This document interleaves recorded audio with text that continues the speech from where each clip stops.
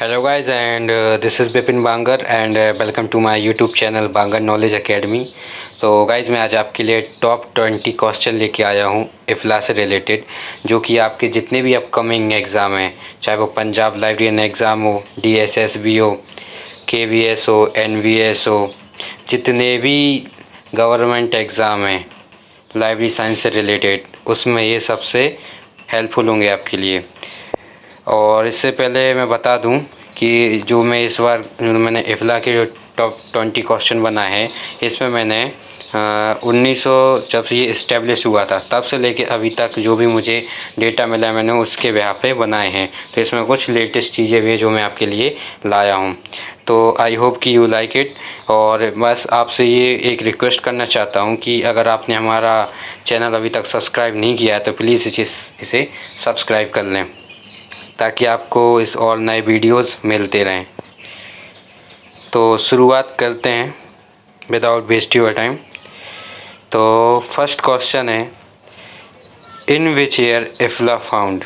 हिंदी में मैं आपको बताता हूँ कि कौन सा ईयर है जब इफ्ला फाउंड हुआ था, अस्तित्व में आया था। Option A 1927, option B 1945, option C 1934, option D 1928। अब अपना आंसर सेलेक्ट कर लीजिए, देन मैं आपको अपना सही आंसर बताता हूँ। एक बार मैं फिर से रिपीट कर देता हूँ इंग्लिश में। In which year IFLA found, IFLA found कब हुआ था। Option A 1927, option B 1945, option C 1934, option D 1928।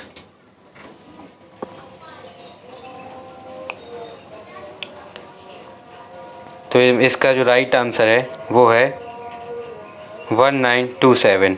जो इफ्ला है ये 1927 में बना था। इसके बाद हम बात करते हैं हमारे नेक्स्ट क्वेश्चन की। इसमें जो ऑप्शन है वो सी गलत है, लेकिन इसका जो राइट आंसर वो 1927। थोड़ा बनाने में थोड़ा मिस्टेक होगी, इसलिए सॉरी चाहता हूँ। इसके बाद हम बात करते हैं हमारे सेकंड क्वेश्चन की। Where is head office located. जो इफ्ला है इसका हेड ऑफिस कहाँ पे है।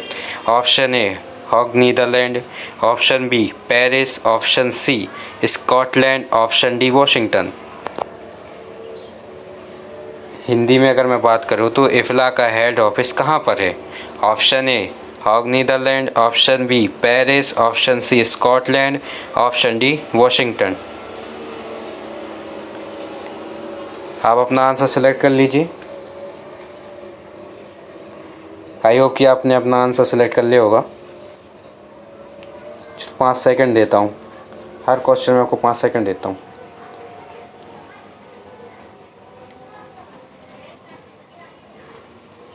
इसका जो राइट आंसर है वो है हॉग नीदरलैंड।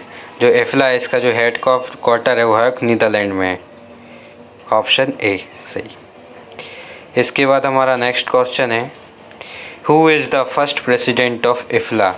जो इफ्ला है इसका फर्स्ट प्रेसिडेंट कौन थे। Option A Rome, Florence and Venice, option B Stockholm, option C Cheltenham, option D Isaac G A Colin.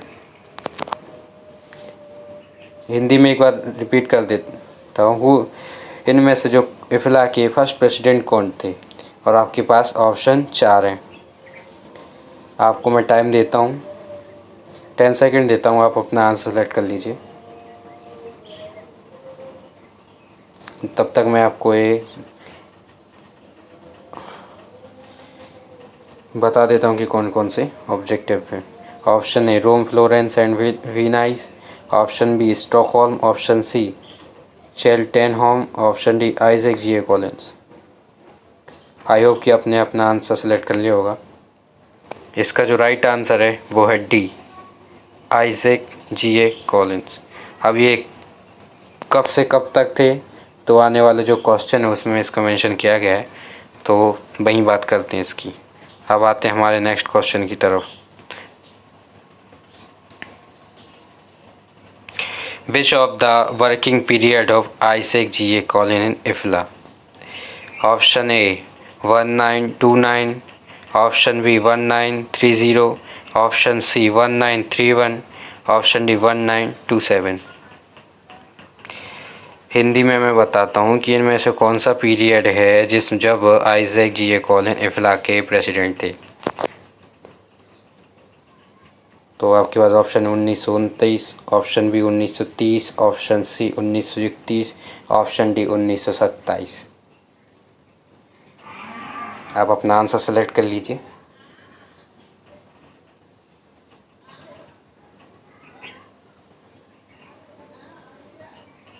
तो इसका जो राइट आंसर है वो है 1927।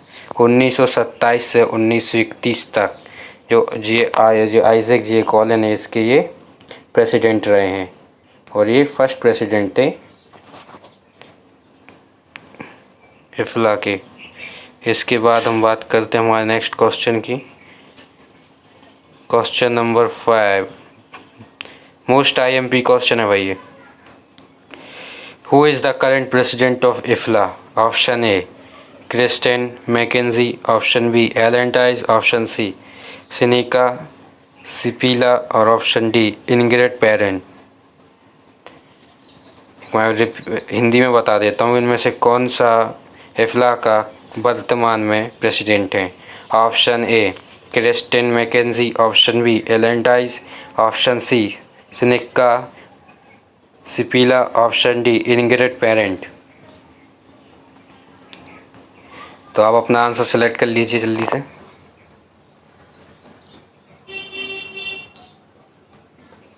इसका जो राइट आंसर है वो है Christina McKenzie.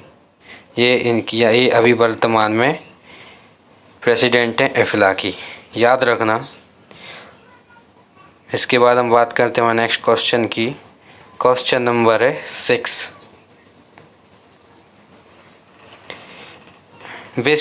इफ्ला is a which type of organisation? Option A political, option B profit, option B non profit, option C none of the above. मैं हिंदी में आपको एक बार रिपीट कर देता हूँ। इफ्ला किस टाइप का संगठन है? ऑप्शन ए राजनीतिक, ऑप्शन बी लाभकारी, ऑप्शन सी नॉन प्रॉफिट को हिंदी में क्या बोलते हैं? अलाभकारी बोलते होंगे शायद, गैर लाभकारी, और डी इनमें से कोई नहीं। आपके पास 10 सेकेंड है, आप अपना आंसर सेलेक्ट कर लीजिए, देन मैं आपको बताता हूँ इसका राइट आंसर।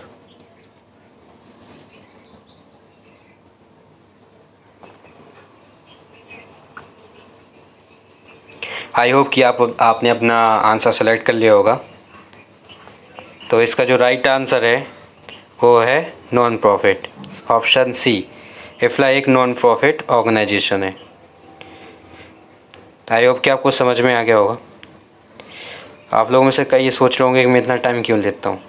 यार मैं सोचता हूँ कि अगर मैं आपके लिए टॉप क्वेश्चन लेके आया हूँ ना, तो आपके माइंड में फिट हो जाने चाहिए। और कई ऐसे स्टूडेंट हैं ना जिनको थोड़ा अंडरस्टैंडिंग में ही प्रॉब्लम हो सकती है, तो मैं चाहता हूँ कि वो भी अच्छे से समझ सकें, क्योंकि मेरा मकसद सबको साथ लेकर चलना है। अगर आपको लगता है कि मैं कुछ गलत हूँ तो यार आई एम सॉरी यार। इसके बाद मैं बात करता हूँ हमारे नेक्स्ट क्वेश्चन की। Question number 7। क्वेश्चन नंबर 7 है which of the complete date month and year of IFLA establishment? Option A 30 सितंबर 1927, ऑप्शन बी 13 सितंबर 1927, ऑप्शन सी 23 सितंबर 1927, ऑप्शन डी 16 सितंबर 1927। एक बार मैं हिंदी में बता देता हूँ, इनमें से कौन सा डेट मंथ और ईयर है जब इफ्ला स्थापित हुआ था। ये क्वेश्चन काफ़ी मैंने ट्रिकी बनाया है। एक्चुअली क्या होता है, एग्ज़ाम इसी टाइप के क्वेश्चन पूछते हैं ताकि आपको कन्फ्यूज़न हो। और ईयर तो आपको पता ही है, तो अब आपको ये बताना है इसमें कौन सा मंथ है इसमें। तो आप अपना आंसर सेलेक्ट कर लीजिए, देन मैं आपके लिए राइट आंसर फिर बताता हूँ। 10 सेकेंड है आपके पास। तब तक मैं आपको क्वेश्चन में रिपीट कर देता हूँ कि जो इफ़ला है, इफ़ला का कौन डेट, मंथ और ईयर बतानी है आपके लिए कि कब ये इस्टेब्लिशमेंट हुआ था, स्थापित हुआ था।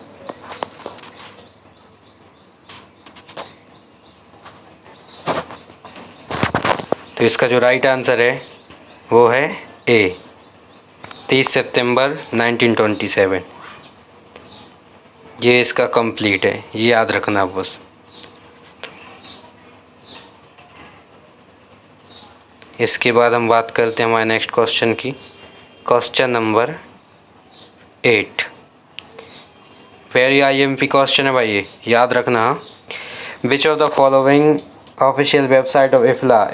ऑप्शन है www.ifla.net, www.ifla.org, www.ifla.in और ऑप्शन डी है www.ifla.edu। हिंदी में मैं एक्सप्लेन कर देता हूँ इनमें से कौन सी ऑफिशियल वेबसाइट है इफ़ला की। तो ऑप्शन है आपके पास www.ifla.net, ऑप्शन बी है www.ifla.org, ऑप्शन सी है www.ifla.in, ऑप्शन डी www.ifla.edu। ये मोस्ट IMP क्वेश्चन है, अभी तक शायद कई एग्ज़ाम पूछ चुके हैं, इस बार नेट में ही पूछ सकते हैं और पंजाब में जो स्कूल लाइब्रेरियन एग्ज़ाम उसमें ही पूछ सकते हैं। तो आप अपना आंसर सेलेक्ट कर लिया होगा आई होप। तो इसका जो राइट आंसर है वो है ifla.org। जैसा कि आपको पता है कि इफ़ला नॉन प्रॉफिट ऑर्गेनाइजेशन है, तो जैसा कि मैंने अभी पिछले क्वेश्चन में बताया था, तो एक क्वेश्चन था कि इफ़ला किस टाइप का ऑर्गेनाइजेशन है, तो मैंने आपको बताया था कि नॉन प्रॉफिट ऑर्गेनाइजेशन है। तो आप ऐसे भी लगा सकते हैं, नॉन प्रॉफिट है तो .org लगता है, ORG आएगा, है ना। तो इस तरह की ट्रिक भी आप यूज़ कर सकते हो। आई होप कि आपने की होगी। चलिए बात करते हैं हमारे नेक्स्ट क्वेश्चन की। हमारा क्वेश्चन नंबर है 9, who are the member of IFLA? IFLA के कौन से मेंबर हो? A association, B institution, C LI student, option D all of the above, सब। एक बार फिर से मैं क्वेश्चन रिपीट कर देता हूँ कि who are the member of IFLA? Option A association, option B institution, option C LI student, option D all the above. तो आप अपना आंसर सेलेक्ट कर लीजिए, देन उसके बाद मैं आपको बताता हूँ राइट आंसर। आई होप कि आपने अपना आंसर सेलेक्ट कर लिया है। तो इसका जो राइट आंसर है वो है ऑल दी अबव। इफ़ला का मेंबर कोई भी हो सकता है, LI student, institution, association. I hope कि आपको समझ में आ गया होगा। इसके बाद हम बात करते हैं हमारे नेक्स्ट क्वेश्चन नंबर 10 की। Name the journal published by IFLA? इनमें से कौन सा जर्नल है जो इफ़ला के द्वारा पब्लिश्ड होता है?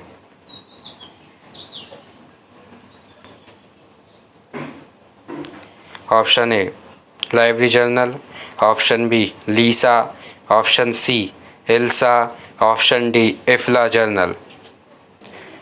आपके पास 10 सेकेंड है। मैं एक बार फिर से रिपीट कर देता हूँ, इनमें से कौन सा जर्नल है जो इफ़ला के द्वारा पब्लिश्ड होता है? ऑप्शन है A library journal, option B LISA, option C ILSA, option D IFLA journal. I hope कि आपने अपना आंसर सेलेक्ट कर लिया होगा। तो इसका जो राइट आंसर है वो है इफ़ला जर्नल। और मुझे आप कमेंट में बताइए लीसा और इल्सा कौन पब्लिश करता है।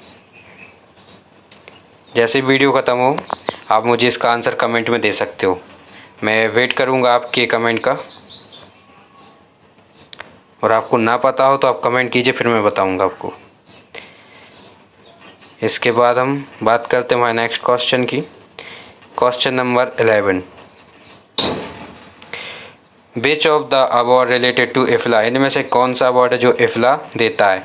Option A IFLA dynamic unit and impact award, option B best IFLA poster, option C IFLA green library award, option D IFLA press reader international. एक बार मैं फिर से बता देता हूँ कि इनमें से कौन सा अवार्ड है जो इफ़ला से संबंधित है। Option A IFLA dynamic unit and impact award, option B best IFLA poster, option C IFLA green library award, option D IFLA press reader international. अब अपना आंसर जल्दी से सिलेक्ट कर लीजिए। आई होप कि आपने अपना आंसर सिलेक्ट कर लिया होगा। इस बार अगर मैं बताऊँ इस आंसर की, तो जितनी भी ये आप पब्लिकेशन देख रहे हैं ना, ये सभी पब्लिकेशन इफ्ला के हैं। मैंने ये सभी पब्लिकेशन इसलिए इसमें इंक्लूड किए ताकि मैं देखना चाहता था कि इतने इसमें से सही हो सकते हैं आपके। और ये जितने भी अवार्ड हैं ये किसी न किसी एग्ज़ाम में आ ही जाते हैं, इसलिए मैंने सारे अवार्ड को मेंशन किया है। आई होप कि ये आपको अच्छा लगा होगा। तो इसका जो आंसर है वो सही, जितने भी ऑप्शन है A B C D ये सभी सही हैं। इसके बाद हम बात करते हैं हमारे क्वेश्चन नंबर 12 की। Regional office of IFLA situated it, option A Singapore, option B Washington, option C Calcutta, option D Paris. Hindi में बता देता हूँ कि इफ्ला का जो रीजनल ऑफिस है वो कहाँ पे है। तो option A Singapore, option B Washington, option C Calcutta, option D Paris. अब अपना आंसर सेलेक्ट कर लीजिए। 10 सेकंड देता हूँ मैं आपके लिए, देन उसके बाद मैं आपके लिए राइट आंसर बताऊँगा।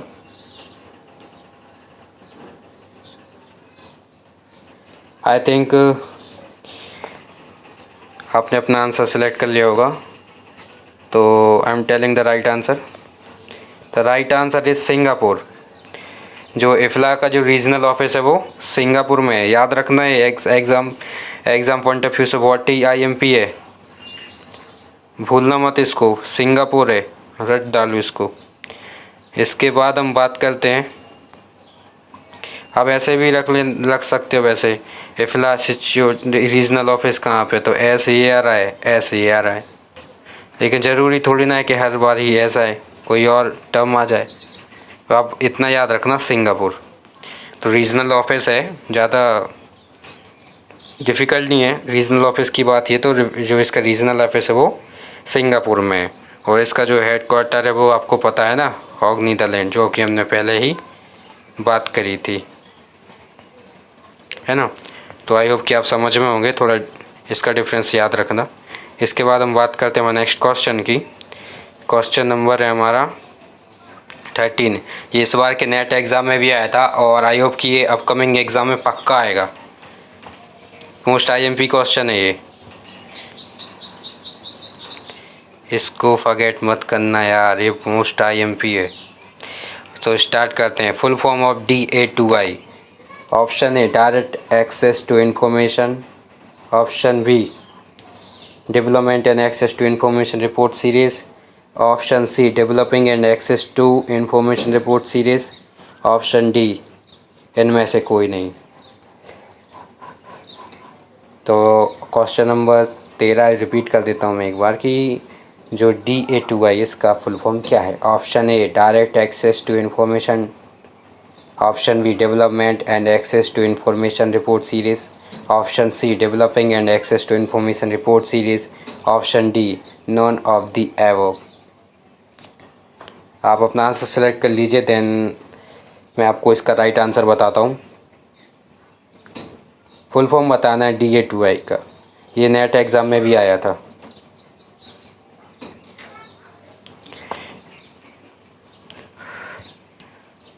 तो इसका जो राइट आंसर है वो है, आइए बात करते राइट आंसर। इसका राइट आंसर होगा बी, सही है। इसका राइट आंसर है बी। और इसलिए क्या, अगर आपको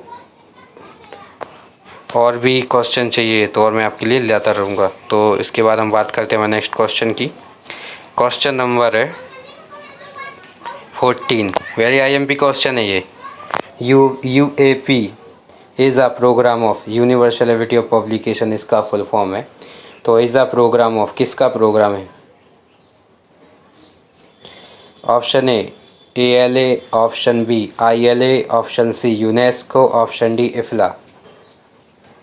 UAP is a programme of, जो UAP है ये किसका प्रोग्राम है। ऑप्शन ए इफ्ला का, ऑप्शन बी इला का, ऑप्शन सी यूनेस्को का, ऑप्शन डी इफ्ला का। तो अपना आंसर सेलेक्ट कर लीजिए, देन उसके बाद मैं आपको राइट आंसर बताता हूँ। इसका जो राइट आंसर है वो है इफ़ला। इफ़ला का प्रोग्राम है UAP, universal ability of publication. अगर आपको मैं जो आंसर बता रहा हूँ, अगर आपको कोई भी डाउट हो तो आप कमेंट में लिख सकते हो।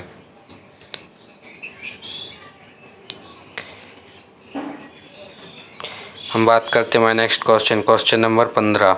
Full form of IFLA. Option A international federation of library association, option B international federation of library association, federal of library association, option C Indian federated of library association, option D international federation of library association and institution. फिर से repeat कर देता हूँ मैं हिंदी में। Question number हमारा 15 है कि जो इफ़ला इसका फुल फॉर्म क्या है। Option A international federation of library association, option B international federal of library association, option C Indian federated of library association, option D international federation of library association and institution. I hope कि आपने अपना answer select कर लिया होगा। तो इसका जो right answer है वो है डी इसका राइट आंसर है, international federation of library association and institution. और मुझे पता है कि कई लोगों ने ये फर्स्ट वाला लगाया होगा, याद रखना इंस्टीट्यूशन भी ऐड है इसमें। इसके बाद हम बात करते हैं हमारे क्वेश्चन नंबर 16 की। In which year Gloria Perez Salmeron working as a president of IFLA. जो ग्लोरिया पेरेस हैं Salmeron working as a president of IFLA के प्रेसिडेंट के रूप में इन्होंने काम किया था। तो ये किस ईयर में थी। ऑप्शन ए 2017 से 19, ऑप्शन बी 2009 से 11, ऑप्शन सी 2015 से 17, ऑप्शन डी 2019 से 21। एक बार फिर से रिपीट कर देता हूँ। In which year Gloria Perez Salmeron working as a president of IFLA. Option A 2017 to 19, option B 2009 to 11, option C 2015 to 17, option D 2019 to 21। मैं आपको कुछ टाइम देता हूँ, आप सेलेक्ट कर लीजिए अपना answer.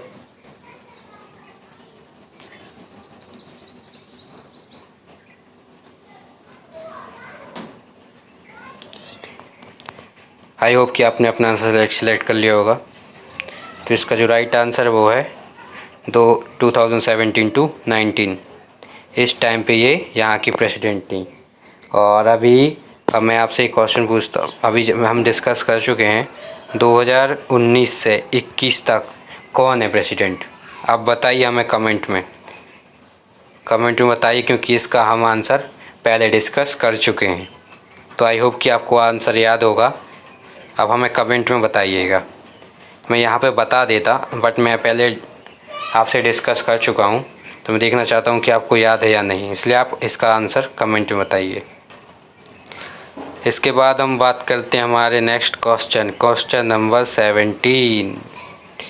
Public library governance international perspective edited by option A Edward Abbott हैपलिन and Caroline Rankin, option B Brian Galvin and Prudence W Dalrymple, option C Ingrid Parent, option D इनमें से कोई नहीं। भाई इस हिंदी में बताता हूँ। Public library governance international perspective किसने एडिट की है, किसके द्वारा एडिट हुई है। और आपके पास जो 4 ऑप्शन है आप देख सकते हैं। ऑप्शन ए एडवर्ड एबॉट हैपलिन and Caroline Rankin, option B है Brian Galvin and Prudence M, option C है इनग्रिड पेरेंट, और ऑप्शन डी इनमें से कोई नहीं। आप अपना आंसर सेलेक्ट कर लीजिए। आई होप कि आपने अपना आंसर सेलेक्ट कर लिया है। जो इसका राइट आंसर है वो है ए इसका राइट आंसर होगा। ये सब लेटेस्ट क्वेश्चन ही हैं, अभी तक एग्ज़ाम में नहीं पूछे गए हैं, लेकिन फ्यूचर में पूछे जा सकते हैं। ये वाला आ सकता है, ये मोस्ट IMP है, ये आपको कहीं देखने नहीं मिलेगा। चलिए बात करते हैं। Manifesto for library serving person with a print disability, option है इफ़ला OCLC। ये इफ़ला OCLC है, थोड़ा टाइपिंग में मिस्टेक हो गया, OCLC।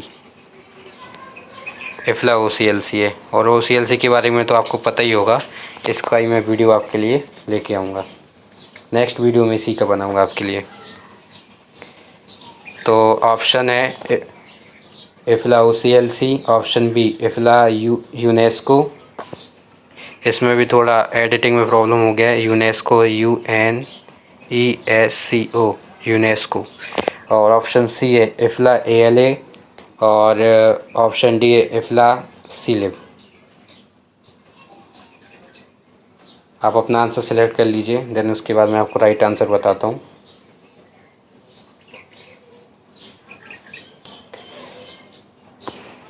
इसका जो राइट आंसर वो है इफ़ला OCLC, the manifesto for library serving person with print disability. तो इसका ऑप्शन ए। इसके बाद हम बात करते हैं हमारे क्वेश्चन नंबर 19 की।